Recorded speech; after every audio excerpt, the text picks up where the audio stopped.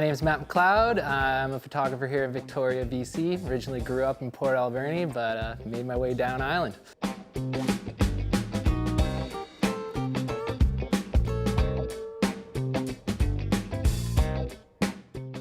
What got me into photography was originally skateboarding. It was the first 2 years before I started getting into photos, it was just skating with my friends, going on adventures, missions around town. And then when I got into grade 10, I went into media class, and that's when I first kind of got an experience with a camera. It was a crappy 35mm camera. We'd get black and white rolls of film from the teacher, and they'd say, all right, go out, take some photos and see what happens. We got to develop all the film ourselves. You got to work with an enlarger, you got to work with all the chemicals and watching it happen in front of your eyes, and it was pretty dope. And then so we had our second assignment, and I said, well, might as well bring it to the skate park with me because I'm skating, that's gonna be a lot better than shooting whatever. So that's where I really first started shooting skate photos, was just for a class assignment.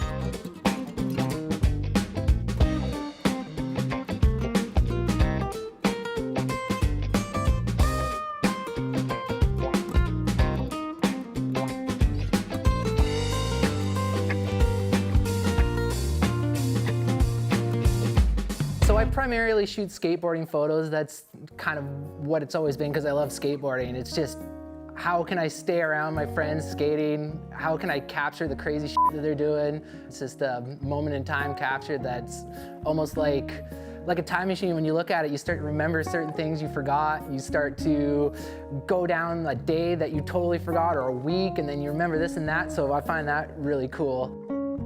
I do dabble in shooting portraits or some other things. It's not as fun, it's not as exciting.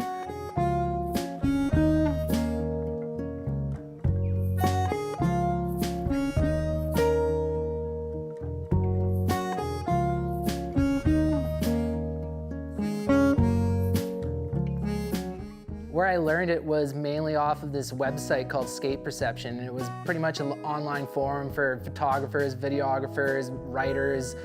And you could buy, sell, trade, but there was a photography forum where you just post your photos, you get critiques, and you were literally with some of the best pro photographers at the time. I would just spend hours and hours just going through all these forums and either posting a photo and then just having it torn apart. And I just remember the scariest thing in the world was like hitting like post on your post. You're like, all right, well, let's see if people like your photo or not. But that's the cool thing about it, was that they were always, that site was always real. They'd always give you a real opinion, but they were always really supportive and wanted you to get better because everybody just loves skateboarding. And I don't know if there's something like that that's out there right now.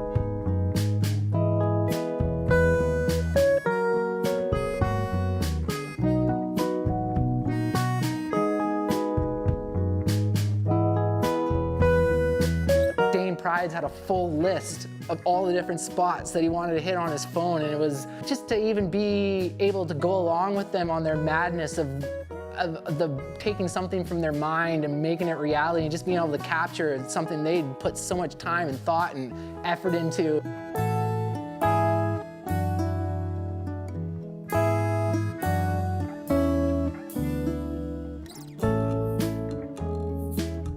I always wanted photos to be as natural as they possibly can be. I don't want to do too much post-production on them. I don't want to do too much Photoshop. I want the colors to be as close to naturally of what they are when you're seeing it with your eye. Dynamic lighting I've always liked. I've always really enjoyed. It's almost like a harsh light. It's like a rim light, or it's just a way to make your subject pop out of the frame. How can you showcase the environment and the spot the skaters picked, and then how can you make them look as dope as And so how do you take what they're doing, because it's already dope, and then make it just like capture it and make sure that you are showing how dope it is.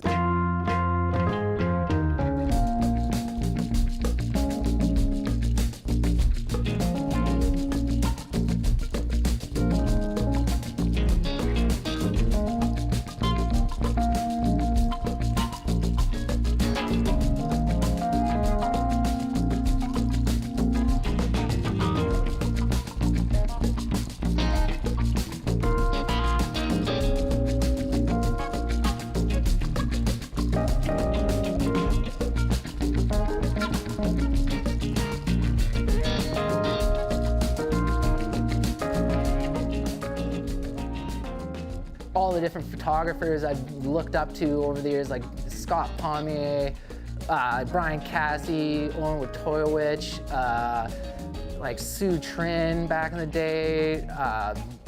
Those were the main ones I'd look to and just draw inspiration from and be like, if I want a photo, it's like, how do they measure up against those guys? And that was always the goal.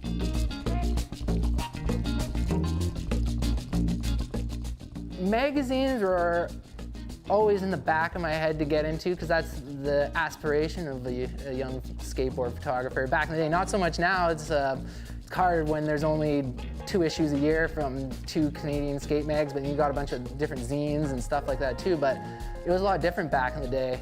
SBC's photo annual, and it would be like how to get a photo published, and it would talk about, oh, okay, well, if you want a higher chance of getting a photo in a magazine, then you should submit an article. You should, like, instead of a standalone, because that has more of an angle. And I was like, oh man, like that would be cool. Like, so I just keep shooting. I eventually saved up for a Nikon FM2N because I remember reading in a magazine that it had 1:250 flash sync, and that's what you needed to shoot with flashes during the day.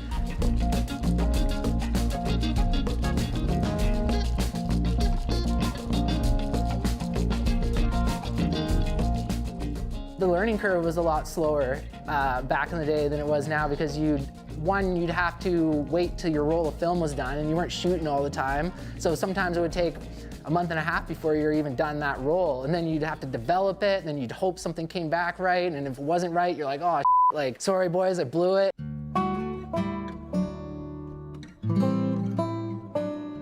Where it really changed is I remember Jamie Collins put together a natural concept ramp demo at his parents' farm, and I just got my fisheye. When I got it, I put it on my camera and I was shooting like all these dudes like Craig Williams and like Alex Rothbauer and like Lil G and these dudes. This is my opportunity. I'm gonna write up an article about this. These are like good skateboarders. I got some fisheye shots. So that was my first attempt at really getting published. That was like a step in the right direction.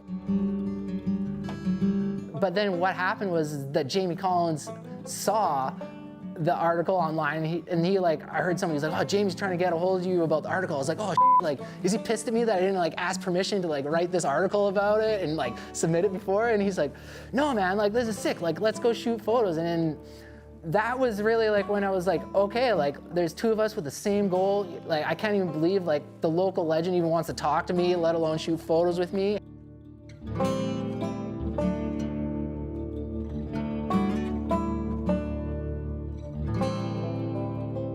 Submitting, getting shut down, submit it again, get shut down. I always remember Brian Cassie was really dope because he'd say no, but he'd always give you some positive feedback. I got in a pretty bad car accident that summer, and it totally just like changed my perspective on life. I was like, I can see where my life is going. I'm like majoring in Canadian history, minoring in English. I'm like, I don't know what the hell I'm gonna do with this. Like, I guess work in a museum, be a teacher, or not that there's anything wrong with those things, but I was like, I can see where this is going. I don't like it. And I was just like, I'm dropping out of university. I'm like, I'm dropping out. I'm going on an adventure. So I moved to Banff with a bunch of my buddies. Went there and I was able to get a job at Banff Photography, where I was shooting basically like family portraits at the top of Lake Louise Gondola, and it was like -25. That really like kind of kept pushing me in that direction. So I moved back to Port after that season. I met up with my buddy Clayton again, and then I met up with Evan and Spencer again. We all moved to Nanaimo, and that's like where like I was around a whole new group of skateboarders and a whole new scene, and people were like really hustling. There was like Martin Maxwell again, like Pat Hooney and like Jay Zemanak. That got me like a little bit closer, and then we were starting to get like online stuff was starting to take off, so like instrumental was also popping, and like I was blessed to like know Jamie and Brando and be like their little bro, and they're just like, let's shoot photos.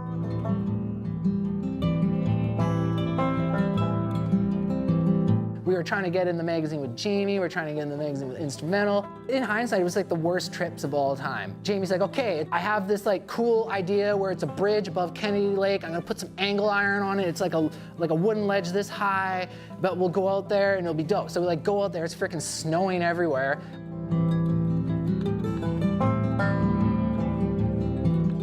Like Benson's with me, and some other dudes are supposed to come, like Benson Wishart, and like nobody's coming out. It's snowing. It's like -3 degrees. It was just a bad spot. Like we lost like 3 boards in the water. Like one of his boards had fishing line tied to the truck. It was just because you loved skateboarding and you just loved what you were doing.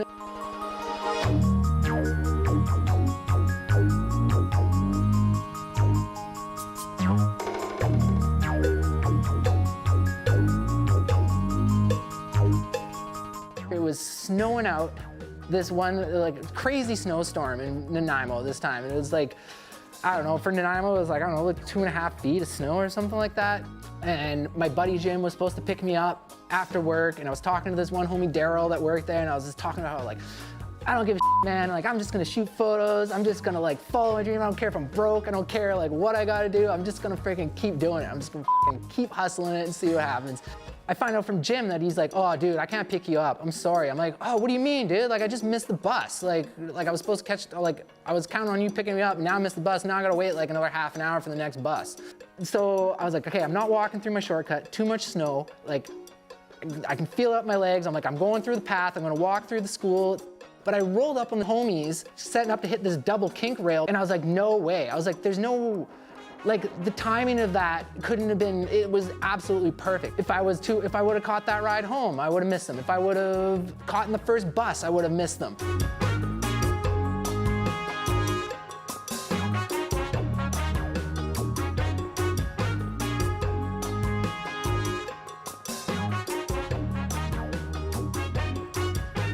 They're like, hey man, like, we're shooting a catalog, we're going to no-show tomorrow, and we need this catalog done in like 2 days, and you have flashes, like, are you down to like roll over and like help us with this catalog? And I was like, all right, dope, sure, like, why not?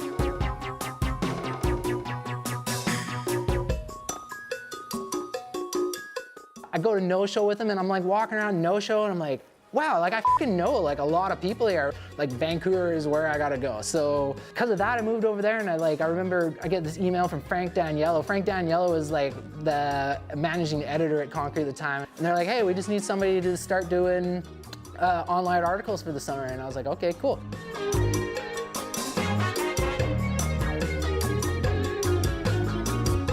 Living in Vancouver, I realized I was like, man, I don't know anything about business. I don't know how I would ever run a media company. I don't know how I'd ever build a media company. I was like, okay, I can either try to learn business on my own through the school of hard knocks, it's trial and error, or I can just go back to school and like try to figure that out. Yeah, and like actually one of the main reasons I moved back to Victoria is because me and my like best friend Clayton Groendyke, we started a media company called F&F Media, and we'd literally just blog about daily skate missions. It was just like trying to be like in the moment skate magazine.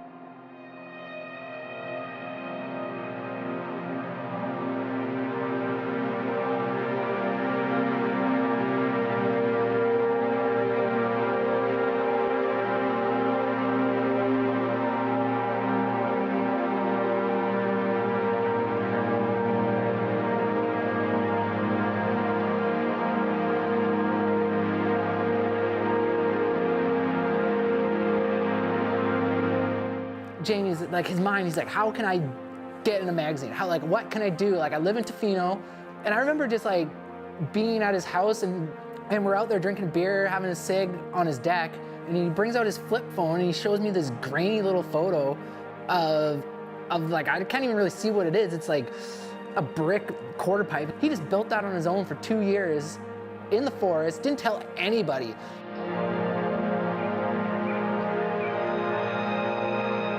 If you look at the photo in the Color magazine, you can see like on the 3-flip that this board grip tape is just so muddy. It's just like wet and muddy. And so we were shooting, we're like, okay, we gotta come back later. It's like, we'll come back, we'll reshoot, it'll be drier.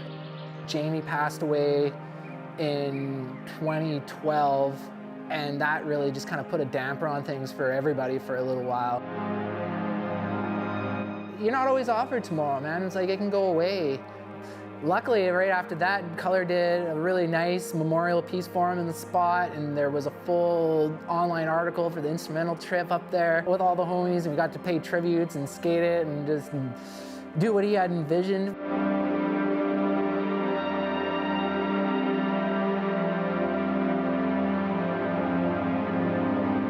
There's always going to be that part of you that loves having a photo in a magazine, but when there's only like maybe 4 issues a year between all the different media outlets, kind of hard to get in there, but at the same time, like if you post something online, you're probably gonna have more people see it online than they are in a magazine these days. The mediums have changed. It's like, there's always gonna be a old guard trying to stop you from going forward, but mags will always have that special place, but it's just like, the internet took over, man. Freaking AI is coming for all of us, but now it's just a novelty to get a photo in a magazine.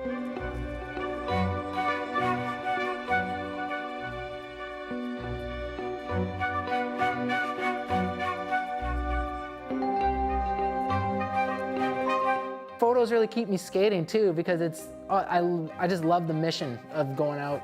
You never know what you're gonna get when you go on a mission, but it's just going out there and being blessed to capture the madness that everybody's throwing down. So long story, but yeah, that's the magazine, the magazine trip. First off, I always think about the skater. I'm essentially just shooting the photo for the skateboarder. I want them to be able to look at something that they've manifested, and I want them to be proud of what they did. I want them to look at it and say, yeah, that looks as sick as I thought it was gonna look. As you get older, your memory can only retain so much, so when you have a photo, it's just the instant spark of a really fun time in your life, and that's the main focus, is always the skateboarder. I always want them to look at the photo and be proud of what they did. If it's somebody else that's just admiring a photo, I want it to spark intrigue. I want them to look at it and be like, how did this happen? Like, what is going on here? Why, like what are they really doing? But then I also want them to understand how impressive it is.